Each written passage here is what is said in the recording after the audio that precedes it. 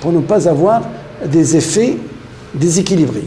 Donc on descend le boîte à sable et on laisse normalement, c'est là un peu surélevé par rapport à la rentrée complètement du boîte à sable pour permettre par la suite, une fois qu'il se stabilise et reprend sur les boîtes à sable extérieures, c'est là on peut la dévisser, on peut encore l'extraire.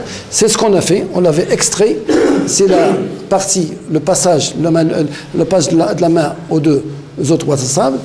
On enlève donc le boîte à sable et on place l'appui en néoprène qui va par la suite reprendre la charge, puis ensuite on fait redescendre les deux boîtes à sable de ce côté-là et jusqu'à ce qu'on arrive au niveau de l'appareil d'appui, l'ouvrage est stabilisé, mis sur place et ça nous laisse le temps encore d'extraire encore du sable pour pouvoir récupérer et pour se retrouver la position définitive qui est le tablier, il repose sur ça. Ça c'est pour le cas de la culée. Le cas de la pile, effectivement nous avons, quand on constate les piles que nous avons ici, ce sont des piles qui ont une forme architecturale qui est en partie supérieure large et en partie inférieure, il est réduit. Donc le fait qu'on a une forme de cette pile, de ce genre-là, il faut que l'emplacement des boîtes à sable soit parfaitement bien concentré et d'une façon symétrique par rapport à l'appui pour qu'on puisse, lorsque, en deuxième phase, on reprend la charge du tablier, il faut que toutes les charges soient équilibrées pour que la pile reste sollicitée d'une façon symétrique et comme ça permet effectivement d'avoir la charge, la ramener au centre et sans conséquence. Donc cette phase-là permet de faire redescendre. Une fois pratiquement l'appui, le tablier est remis sur son appui définitif, l'appareil d'appui néoprène, on extrait les boîtes à sable et l'ouvrage est déplacé sur place. Donc cette opération effectivement nécessite une attention particulière, d'une part pour pouvoir assurer que l'ouvrage fonctionne normal, pour aussi bien au niveau de la mise en place des charges qui soient faites d'une façon progressivement, tout doucement, et qui permet d'assurer l'équilibre de l'ouvrage dans sa globalité. Alors ça c'est effectivement c'est l'opération. S'il y a des détails que vous souhaitez bien qu'on donne là-dessus, on peut effectivement répondre à ces questions. Autrement, on passe sur les phasages. Mais ça va mieux compris au niveau des dossiers. Sur le plan, ça ne peut pas mieux bien comprendre, mais sur le site, ça va être bien. Effectivement, c'est tout à fait normal. Pardon, il faut préciser que la position des boîtes à sable correspond à la position de vérinage. Les boîtes à sable, effectivement, ils correspondent à la position de vérinage parce que normalement, aussi bien au niveau de la pile qu'au niveau du tablier, nous avons un système de frettage qui permet de répartir les effets des efforts et c'est à l'endroit. Et par la suite, on voudrait, de la même manière qu'on a fait ici, on peut par la suite être amené effectivement à soulever le tablier pour changer les appareils d'appui en cas où on constate des dégradations au niveau de ces appareils d'appui. Alors, on peut passer... Peut-être une question si je suis, c'est la synchronisation. Hein? Synchronisation sur l'ensemble des tabliers. Alors voilà, c'est une question auquel on va voir sur place. Et à titre d'information, nous avons déjà, pour une question de maîtrise de l'emplacement, nous avons déjà fait l'essai. On a descendu déjà le tablier de 11 cm pour la première phase.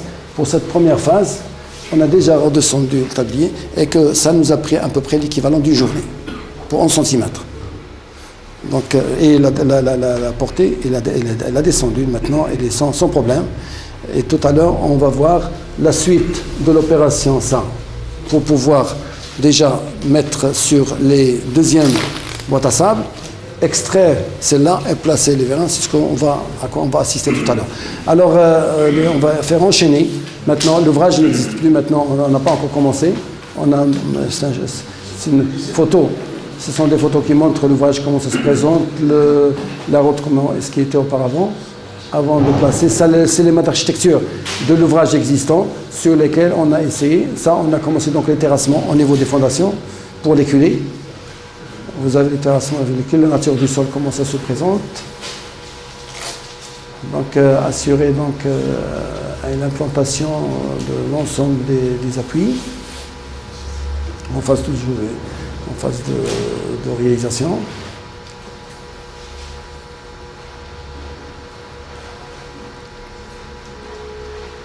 À titre d'information, effectivement, le sol dans l'autoroute, à cause de cette période pluviométrie, on a assisté à des dégradations au niveau du sol sur le long de la voie, comme on va voir tout à l'heure.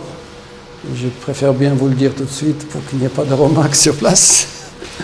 Alors ça c'est déjà l'éculé, le niveau de l'éculé, il est conçu pratiquement sur le même niveau que de l'ouvrage ancien. La centrale à béton à partir de laquelle on alimente les bétons pour l'ensemble de l'ouvrage. Centrale à béton qui est à proximité de l'ouvrage. Alors l'acculé est prêt à être coulé au moment déjà de démarrage. Le bétonnage d'éculé. Pour l'éculé, ce sont des bétons c'est un béton B2 350.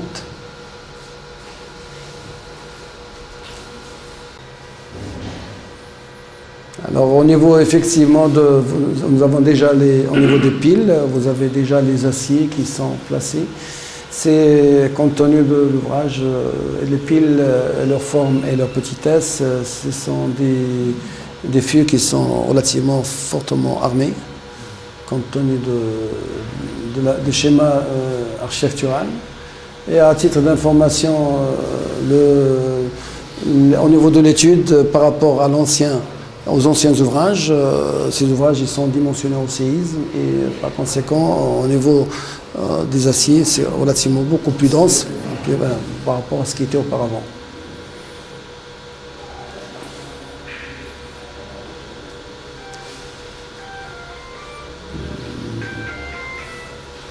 Alors, enfin, la phase déjà d'éculés sont placées. Maintenant, on est en train de placer la phase ferraillage pour les fûts. Et pour pratiquement la dernière phase des fûts, des éléments métalliques, c'est des éléments métalliques, c'est des coffrages métalliques compte tenu de la forme qu'on a, c'est des coffrages métalliques pour permettre d'assurer même une certaine forme et géométrie assez précis. C'est vrai, un ouvrage séculé, au niveau des autoroutes, c'est pas la même chose qu'un ouvrage normal dans une route des ouvrages là où il y a des possibilités de déviation, il y a des possibilités de pouvoir travailler à l'aise. Au niveau de l'autoroute, il va falloir d'une part maintenir la circulation et sans qu'il y ait de problème, sans qu'il y ait, effectivement on a commencé déjà maintenant, le démarrage déjà d'échafaudage et ferraillage du tablier. Et je dis qu'au niveau de l'autoroute, il faut respecter les contraintes d'autoroute qui sont très exigeantes, aussi bien au niveau du gabarit qu'au niveau de la circulation. On arrive difficilement donc à limiter les vitesses à ce niveau-là. Notre ouvrage il est situé juste à la sortie de Meknès pour emprunter l'autoroute. Donc, la déviation. On a été amené donc à faire de la déviation, agir sur beaucoup de travaux ailleurs pour pouvoir assurer la déviation de la circulation. On a utilisé pour l'emplacement d'échafaudage et pour l'emplacement surtout des GP30, c'est-à-dire les éléments qui traversent le tablier, on a été amené d'utiliser pratiquement 2 jours de déviation pour chaque côté, aussi bien dans les deux sens, aussi bien en phase d'emplacement d'échafaudage, puis ensuite de récupération des échafaudages. C'est les seules périodes sur lesquelles on a dévié la route. Donc toute la période sur laquelle on a dévié la route, c'est l'équivalent à peu près de 4 jours. Ça, c'est les traverses qu'on a vu tout à l'heure, c'est les traverses pratiquement des éléments métalliques spéciaux. Le marché. Le délai de travaux, oui, je crois qu'il y a 8 mois, je crois. Donc ça c'est les éléments quand même, parmi les éléments les plus importants, c'est d'assurer une portée de l'équivalent de 9 mètres, l'équivalent de 3 voies, moyennant des éléments métalliques conçus pour pouvoir reprendre la charge et pour assurer effectivement cette stabilité. C'est ce qui correspond, c'est ce qu'on essaie de montrer par là. Donc il y a un échafaudage et il y a des éléments métalliques. Ça c'est les réservations des boîtes à sable. c'est les boîtes à sable, avec les éléments qu'on va placer là-dessus. Chaque élément avec un coffrage, et ensuite pour assurer cette partie-là.